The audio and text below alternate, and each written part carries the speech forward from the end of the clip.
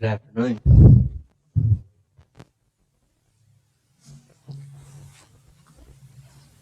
Uh,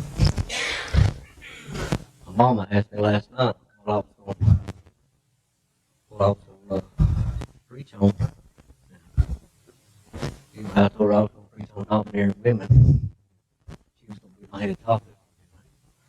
But no, I did some studying and all that in the book of Matthew and all. And the topic of my sermon is, what are we afraid of? What are we afraid of in life? It could be your choices in life, that can bring some of your greatest fears upon you, and tribulations. The way you may be living can cause fear also, because you'd be afraid that somebody might find out what you're doing when you're not in church. Maybe talking about somebody behind their back can cause fear of them finding out what you was talking about. And it can cause problems in the long run. Getting something you want, but then maybe losing what you got. Yeah. That can cause a lot of fear also.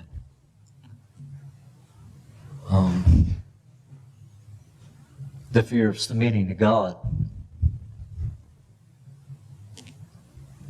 Not knowing where, not being sure of yourself and what the Lord might be wanting you to do, and being scared of stepping out there and doing what the Lord wants you to do. That can create a big fear also. The unknown. The fear of being alone. Even though we're Christians, we still want company of someone, and the interaction of somebody. Being alone can cause a very big fear, and it does in a lot of people's lives.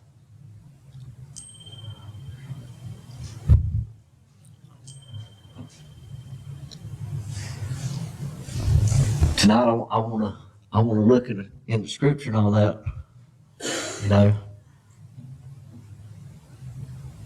I was afraid as a young Christian,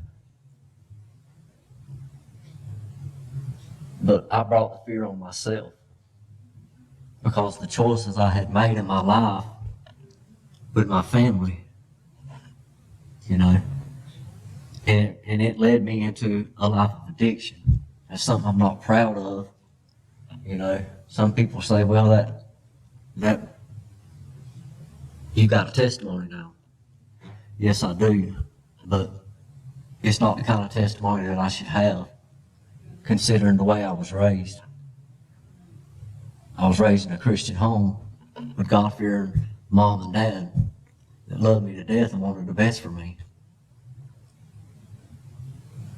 But I chose a pack of cigarettes over my family.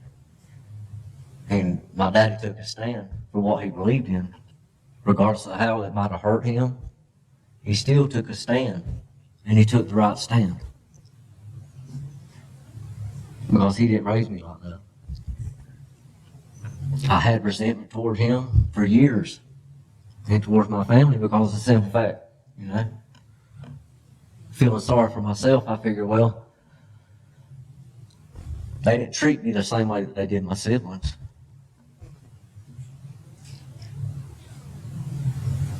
But when I got locked up this last time, I had somebody standing there walking with me while we was walking and talking, and I told him why I had resentment.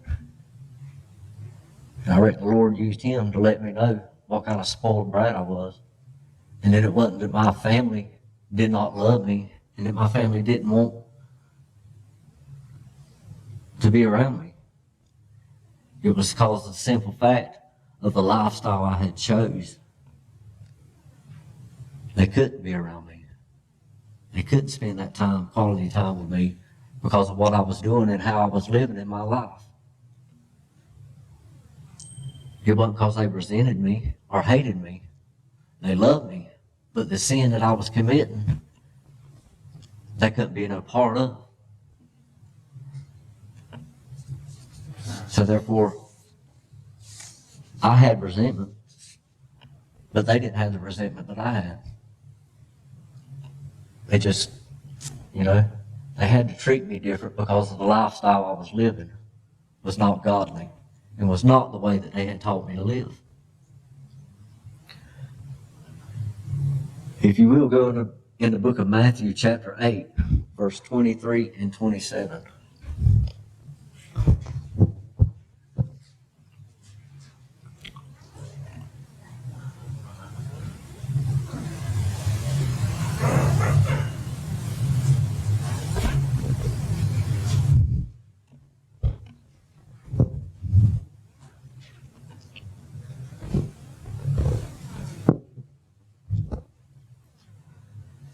It says, and when he was entered into a ship, his disciples followed him. And behold, there arose a great tempest in the sea, insomuch that the ship was covered with the waves. But he was asleep. And his disciples came to him and awoke him, saying, Lord, save us, we perish. And he saith unto them, why are ye fearful, O ye of little faith? Then he arose and rebuked the winds and the sea, and there was a great calm. But then men marveled, saying, what manner of man is this, that even the winds and the sea obey him? Bow your head for a word of prayer real quick. Dear Lord, thank you for this day, Lord. Lord, lead me to what you want me to say. Let me be a blessing to everyone in here, Lord, and an encouragement, Lord. Because you know that's what I want to be. Lord, thank you for giving me the opportunity to stand up here today in honor and privilege. Watch over everyone. Bless Brother Chris as he's traveling. Watch over him. Keep him safe and get him back to us, Lord. In your name I pray. Amen.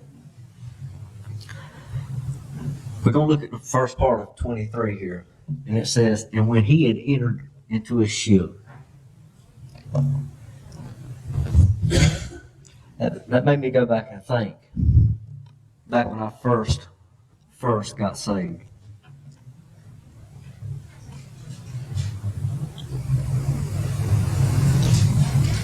In a form, we are a vessel. We are a ship. And God's the captain of our ship. He's the one that controls us if we allow him.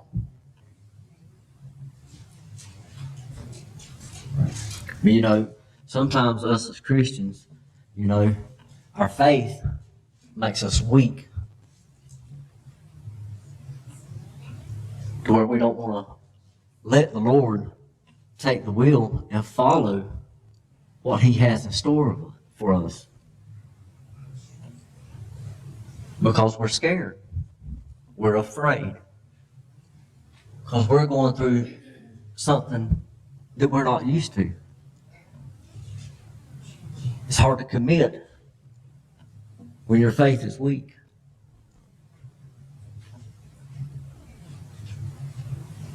I got saved at a young age, but even at that, it was hard for me to commit because I was a kid. I know without a shadow of a doubt I'm saved. I'm a Christian. I know the Lord saved me.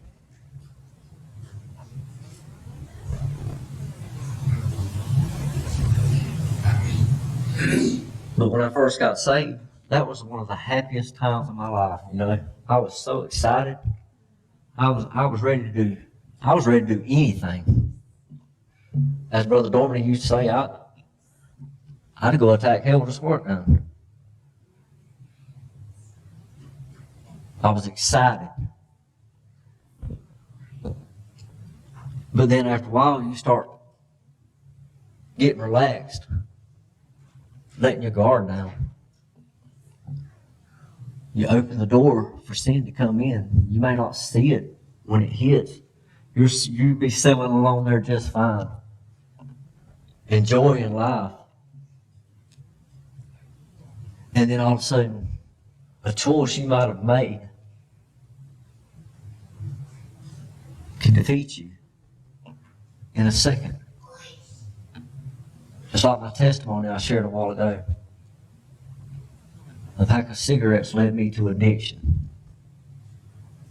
That in turn led me into a life of misery. Embarrassment to my family and to me. Brought shame to them. And it took some time for me to come back to the Lord and for Him, and for me to allow Him, because of my selfishness and being self-centered, and poor, pitiful me, when I was the one that was bringing all the trials and tribulations on myself because I would not submit to the Lord. I would not allow Him to take the wheel and guide my life like I should have.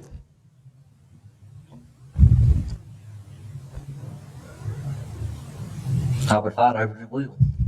Let me do it my way, Lord. The Lord entered into a ship, and He entered into my life.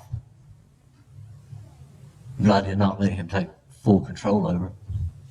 And I'm still guilty of falling short. There ain't a person, not one person in this crowd tonight that's not afraid of something, that is not battling something in their life, and it has made mistakes in their life.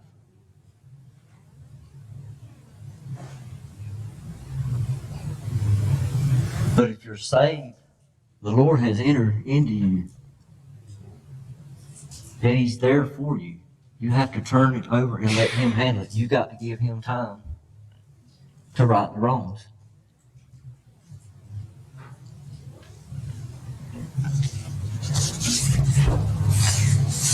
When I got locked up, everybody, I told everybody, everybody thinks it just took a day for you to get locked up. But that's not the truth. If you go back and think about your life in the way that you lived your life, if you're saved, there's going to be consequences. If the Lord has saved you, He's there to clean you up if you allow Him.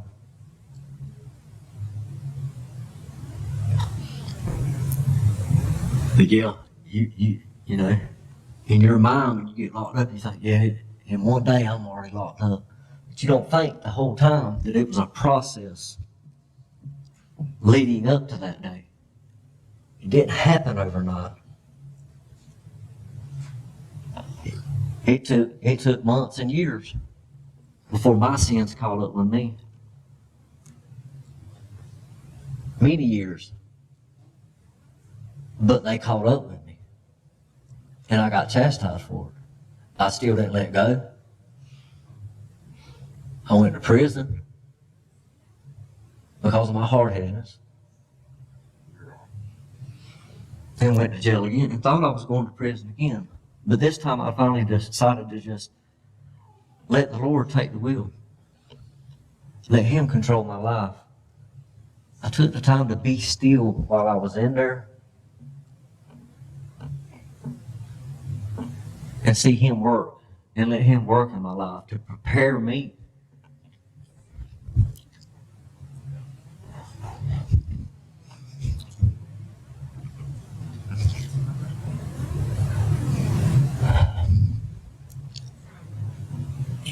I used to walk and pray that the Lord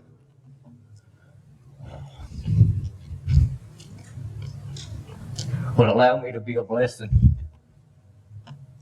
to just one person when I got out.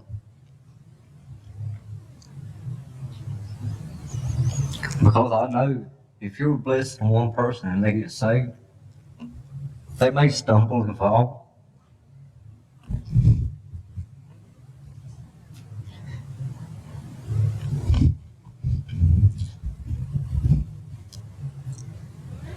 But that person in turn can be a witness to somebody else.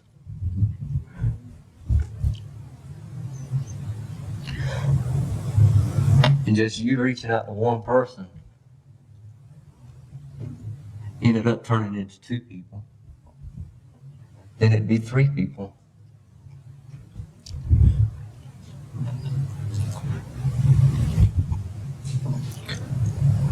And then turn out to be 4.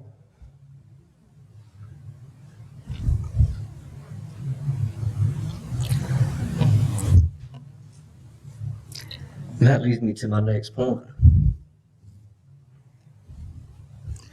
It says, and his disciples followed him. I didn't start following the Lord right away. Even being raised in a Christian home with a Christian family,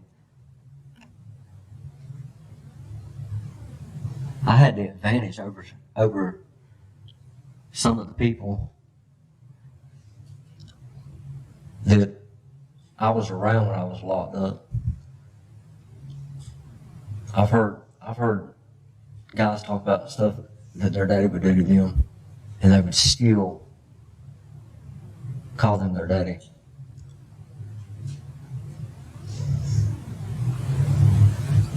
And it brought tears to my eyes. Because they had no clue what a daddy's love was about. But I did.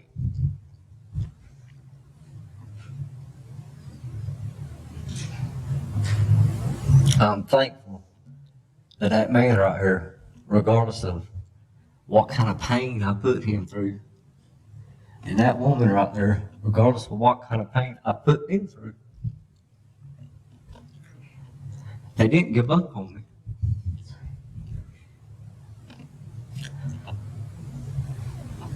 They prayed for me, but they stood firm.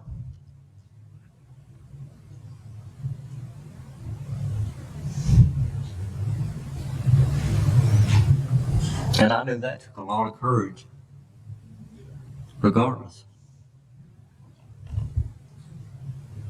Because they were following what the Lord had asked them to do.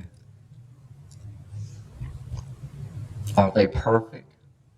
By no means. Which I mean, to hear them 2 argue with each other, one's better than the other, so it's a toss-up. We never really know. I mean, I'm stuck in the middle, so I have to agree with both of them, or I don't get to eat. But, I'm blessed because of the family that I was raised in. And like I said, they're far from perfect. They still have this flesh, just like every one of us does.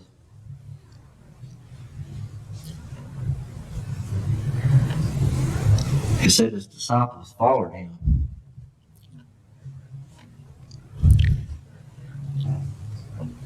It says, and when he was entered into a ship, his disciples followed him. They followed the Lord. Had no clue what was fixing to happen to them, but they followed him. And it said, and behold, there arose the great tempest in the sea, insomuch that the ship was covered with waves. But he was asleep.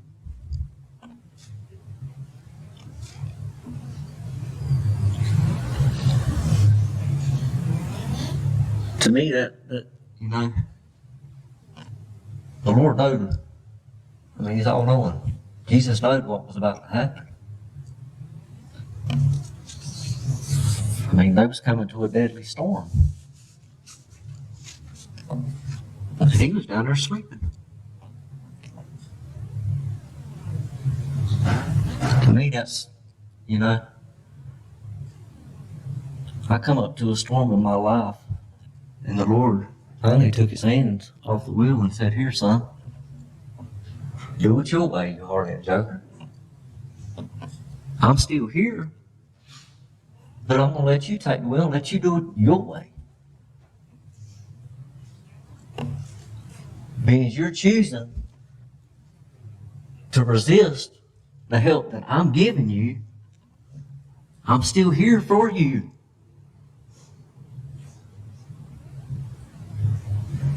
The psalmist presents sleep as an answer of confidence. Believers to the danger of this world.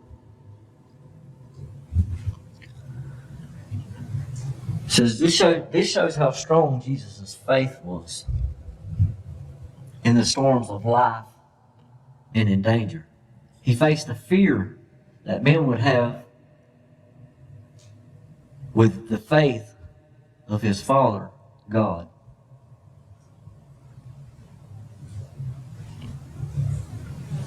He faced it with faith. Faith cometh by hearing, and hearing by the word of God.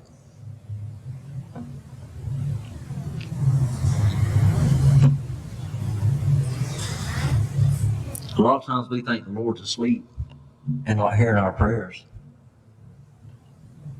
But a lot of times it's got to do with the sin that we may have in our life that we haven't confessed to Him.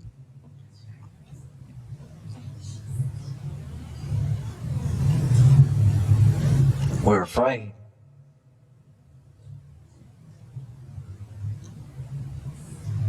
Because of the guilt we may possess in our life. And I was for years.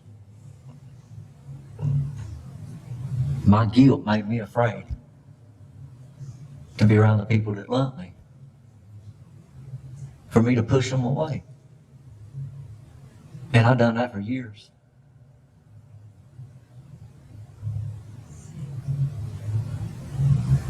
When all I had to do was just turn it over to God and let Him handle it. And have faith that He would handle it. And I realized then that the Lord wasn't sleeping. He had been there the whole time.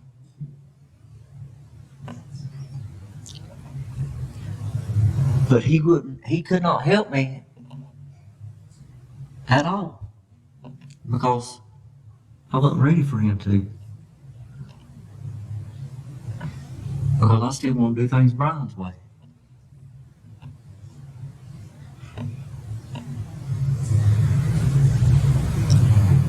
Guilt is a very powerful tool. One of many that Satan uses nowadays.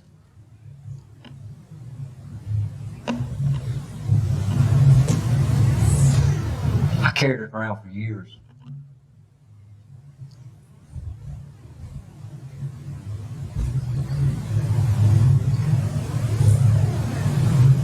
But when I finally got the opportunity to confess my sins and get rid of that guilt, the Lord heard me. And I realized He wasn't asleep. I realized He wasn't gone. He had been there the whole time.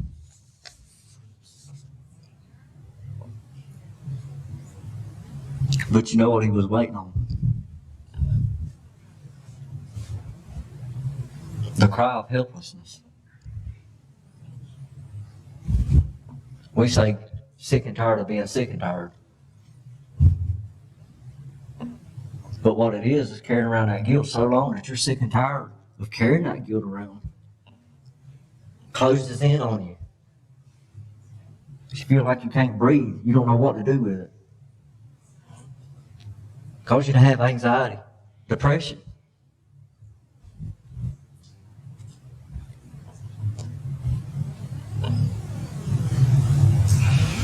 Just from the guilt of being afraid to let go and let God handle what you got in your life. Being afraid to actually say, Lord, please help me. I know I have wronged. And I know it's not going to be easy. But Lord, please take this mistake and take this trial in this storm that I'm facing and help me with it. Give it over to Him, 100%. And it's hard to do, because it's hard for me to do it. I'm telling you, I'll give something to the Lord the next day. I want to get my hands in it and fix it myself. But you know what I do? I make it worse. Way worse. Because of our faith. Lack of faith in God. I'm very impatient. I know none of y'all know this. Nobody at all knows this, but I'm a very impatient person. I don't need you ever knowing you. I'm confessing it, okay? I'm very, very impatient.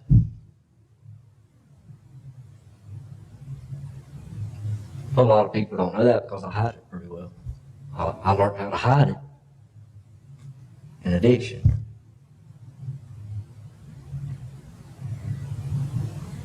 That's what people don't realize. In addiction, you live for the now.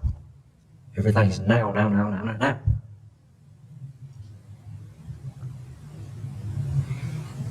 But when you're serving God, it can't be now, because you're serving God. That's how He teaches you how to have faith, is you put your trust in Him and allow Him to build faith with you.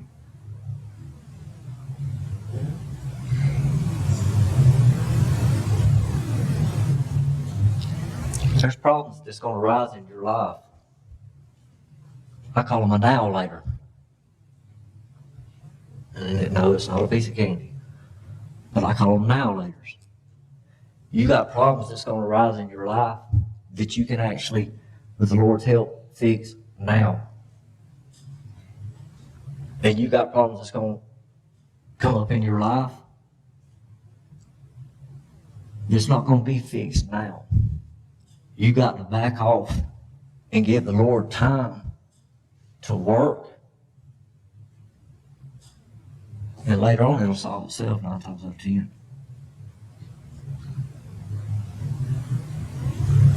And you know, everybody's trials and tribulations are different. Everybody's storms are different. The Lord deals with our faith in different areas in different ways. We just have to allow Him.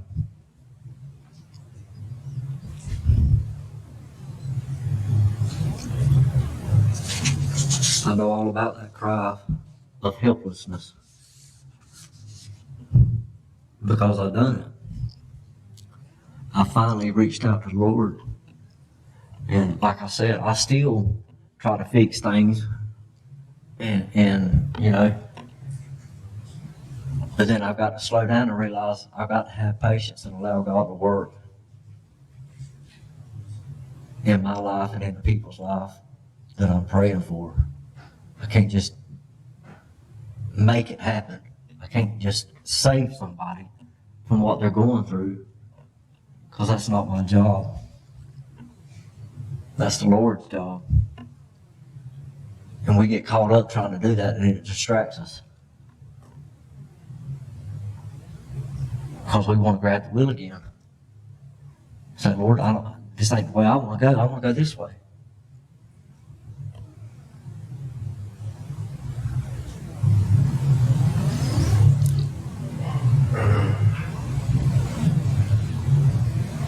Letting go of a sinful nature is very hard to do. And letting God control your life and having the faith and courage to do it.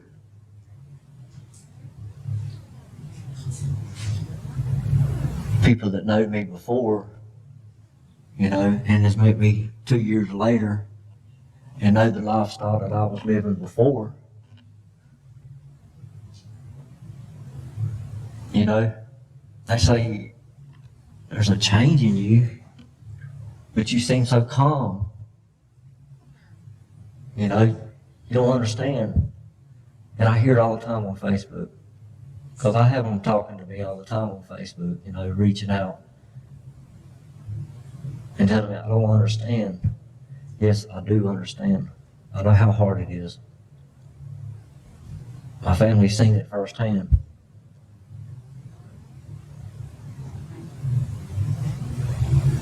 I just had a domineering woman, you know, to tell me if I went anywhere, she was going to beat me half to death when I got back, so I stayed at the house. For my own safety. But I know they done it out of love. And, you know, I long for that. You know, when I got out of jail, I felt alone. I mean, really, I had my family there, you know, but I had no friends. Nobody I could reach out to. It was like I was in prison at my own house. Because I could not go and hang out with the crowd that I used to hang out with. Because I know what kind of storms and trials and tribulations that would bring. So I had to stay at home. And if you're as active as I am,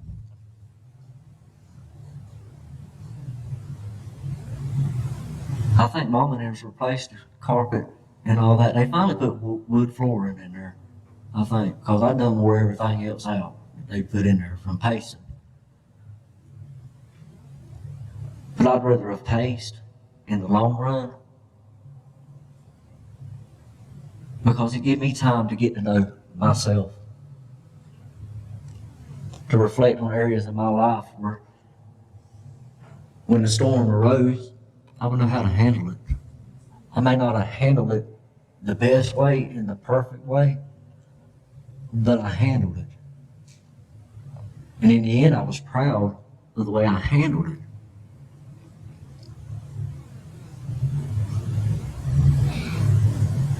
Because I allowed God to handle it. I had to put faith in Him.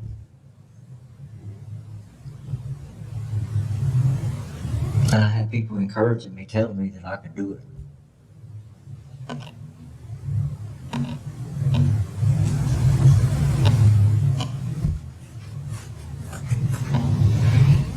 When I was locked up, my greatest storm while I was locked up was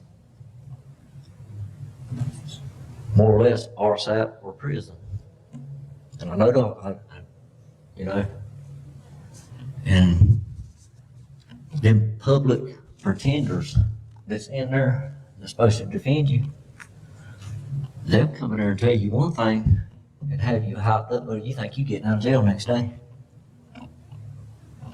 And then when they get in front of that judge, they act like they don't even realize they're a lawyer standing there. You know? They come in there and tell you, buddy, I mean, you run back there and you telling everybody, hey, I'm getting out. That lawyer told me I'll be out tomorrow. I'm on my way home. And y'all need any coffee or anything? Give everything you got away, because you put your faith and trust in a man. And they're going to fail you a lot of times, regardless. For all have sinned and come short of the glory of God.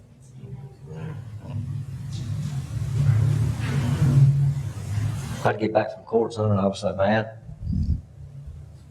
I was ready to catch another charge because they lied to me. And I'd get there and I'd call my mom and dad, call my brother and all them, you know. I'd tell them what all was said. They'd say, pray. I've been doing that for 6 months now. Just, you know, impatient. Started getting impatient. Started thinking, well, you know, 9 months RSAP ain't really that bad.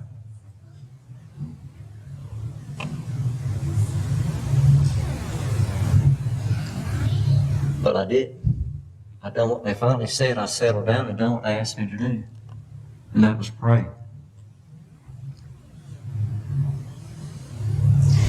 And I continue to pray.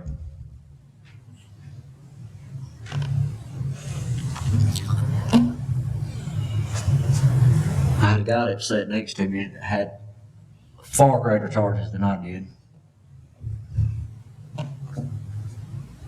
Bigger sins than I had. And they caught him for drug court. And my flesh got the best of me. Just that fast. I had a resentment towards that fella. Instead of being proud of him, I had resentment for him. He was getting out, and I wasn't.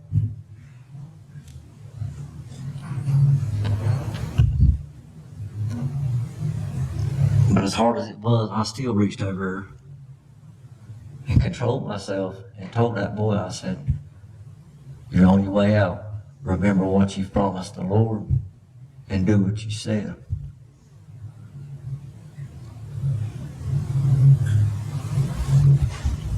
I went back and sat back down and started reading one of my favorite scriptures, and it's one of my last verse. It's Psalm 46:10. It says to be still and know that I am God. I will be exalted among the heathens, and I will be exalted among the nations.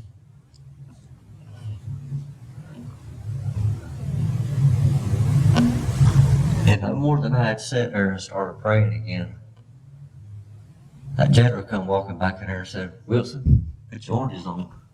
You're going to court." I told him, I said, "Buddy, you're crazy." I said, "I ain't going to court." I run over and got paperwork, brought it back down to him and showed him. I said, "You see right here? I'm going to a jury trial in March."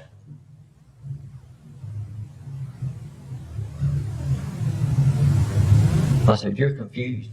I said, "You're going to have to go back on up there and ask again to make sure. I ain't get my oranges on just to take them right back off again." I said, "You're confused, or there's something wrong there." He left to come back. He told me, "It's right. You've been accepted in a drug court." A week before that, that lawyer sat right here and told me I had been denied.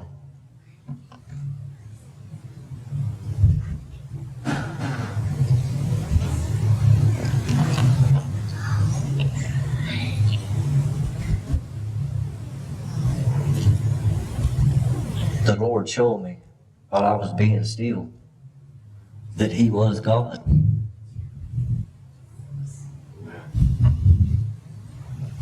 In jail, He revealed that to me.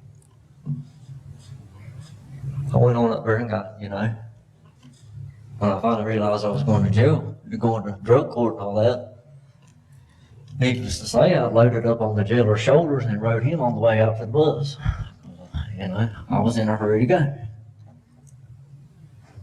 Well, they swore me in and all that, and I come back.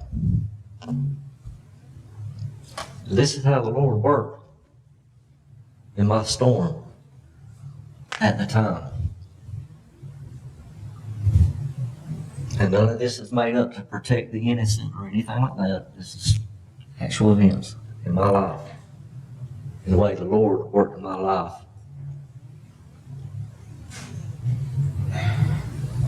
I come back and was waiting on them to release me. It was cold outside and raining. I signed all the paperwork. They let me go. They was like, "Do you need to call a ride?" I said, "No, I'm free. I'm going to walk home." And I was in Blackshear, and I was going to walk home. I was going to enjoy it. For once I was walking and wanted to walk, and not walking with a trash bag in my hand, picking up the trash out of the Blackshear's finest highways and byways and everything else, or weed eating for free or for a sandwich. I was going to enjoy myself. But when I opened that door, guess who was standing on the other side of the door?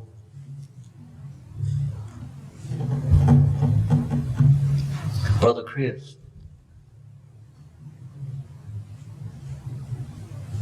He had no clue that I was getting out.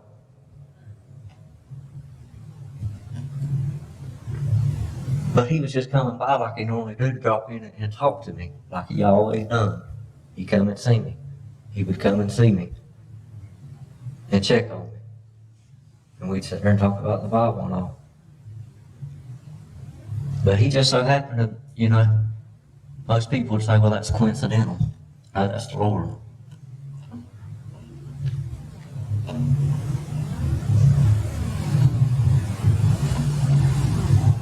And there he stood with his big old grin on his face. And Libby used the phone to call Mama and him. I reckon Mama and him thought that he had busted me out or whatever, because they couldn't understand how I got out. And at the time, I couldn't either.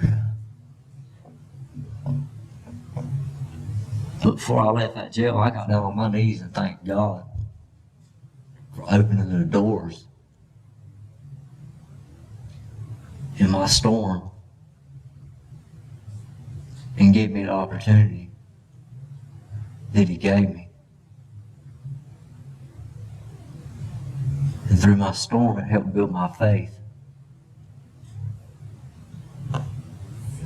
And I made a promise to the Lord while I was locked up. Lord, I'll do whatever you want me to when I get out. And that's what I've done. Anything to do with the Lord, that's what I've done. Because I asked Him to let me be a blessing to one person when I got out and give me the opportunity to. That's why I'm standing here in front of y'all tonight. Because He's given me that opportunity. He put it in Brother Chris's heart to allow me to come up here and speak to y'all. It's an honor and a privilege to stand in a pulpit. I've heard Brother Dormany, Brother Christensen, Brother Terry Sellers, Brother Dean Herring, a lot of great men and great pastors in my life that I have seen, and thank the Lord of each and every one of them. Because God had put them in my life for a reason. At the time I didn't listen to them. But now I can remember a good bit of the sermons that was brought to me.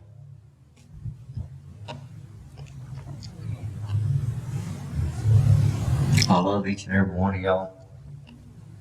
I hope I've been a blessing to y'all tonight. I hope I've been an encouragement to y'all tonight.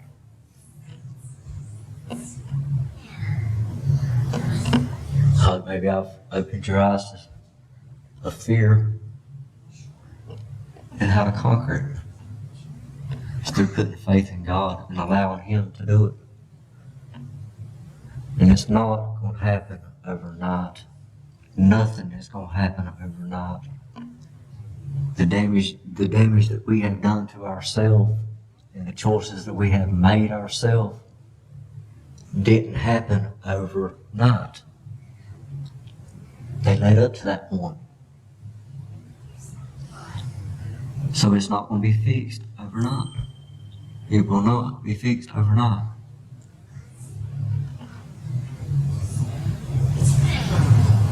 I love y'all. And I'm going to close with a word of prayer.